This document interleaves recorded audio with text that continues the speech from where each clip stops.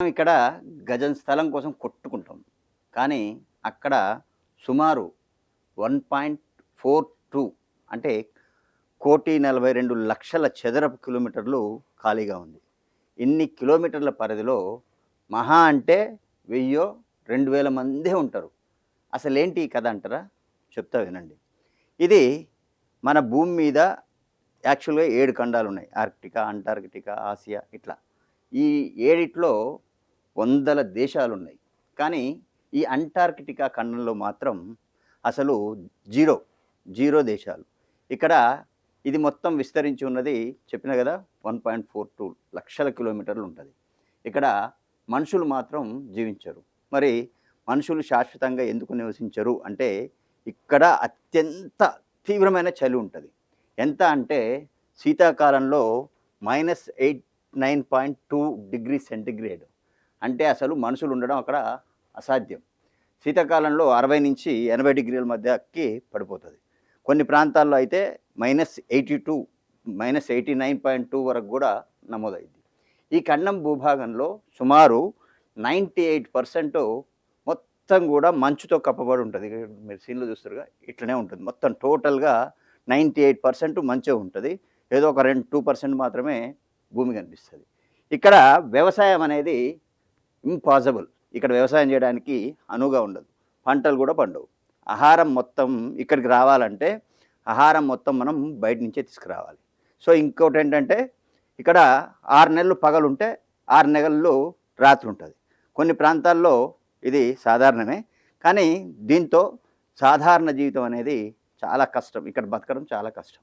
అయితే 1000, 2000 మంది ఉన్నారు గదా! అన్నారు గదా! వాళ్ళెవరు? ఏంటి అంటారా? అంటార్కిటికా ప్రపంచం మొత్తానికి ఒక సహజ ప్రయోగశాల లాంటిది.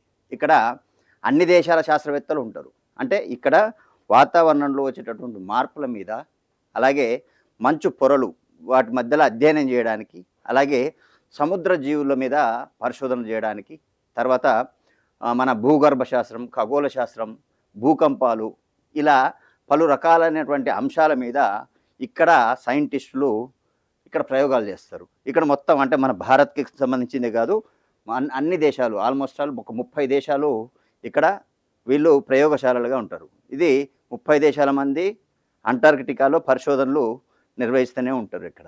అయితే మొత్తం 70కి పైగా పరిశోధనా కేంద్రాలు ఇక్కడ ఉన్నాయి. మన భారత్‌కి సంబంధించినవి కూడా ఒక 3 ఉన్నాయి. ఇంకో విషయం ఇక్కడ ఏందంటే చెప్పనా? అంటార్కిటికా విస్తీర్ణం ఎంతో తెలుసా? ఇందాక చెప్పినా కదా! 1.42 క్రోర్స్ చదరపు కిలోమీటర్లు. ఇది ఆసియా, అంటార్కిటిక్ ఇది మనకి యాక్చువల్‌గా ఆసియా, ఆఫ్రికా, ఉత్తర అమెరికా, దక్షిణ అమెరికా. తర్వాత ప్రపంచంలో 5వ అతిపెద్ద ఖండం. అన్ని దేశాలకు ఇక్కడ పరిశోధనల కేంద్రాలు ఉంటాయి. భారతదేశానికి ఇక్కడ చెప్పిన కదా 3 కేంద్రాలు ఉన్నాయి. ఒకటి దీనికి సంబంధించి 3 కేంద్రాలు ఉన్నాయి. భారతదేశానికి ఏంటి ఒక 3 ఉంటాయి.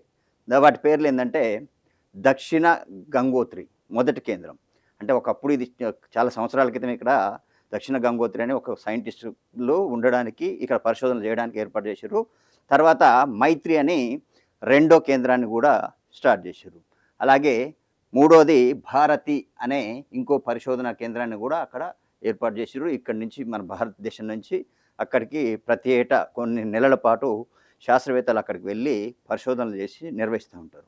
మరి ఇక్కడ పరిశోధనలు చేసే శాస్త్రవేత్తలకు తిండి గట్రా ఎట్లా అంటారా? అక్కడ ఏం దొరకవు కాబట్టి ఇక్కడి నుంచే టోటల్‌గా ఆహారాన్నంతా కూడా వనరులన్నీ కూడా తీసుకుపోవాలి. వచ్చేటప్పుడు అక్కడి నుంచి మన దేశం నుంచే ఇక్కడికి ఆహారాన్ని తీసుకుపోవాల్సి ఉంటుంది.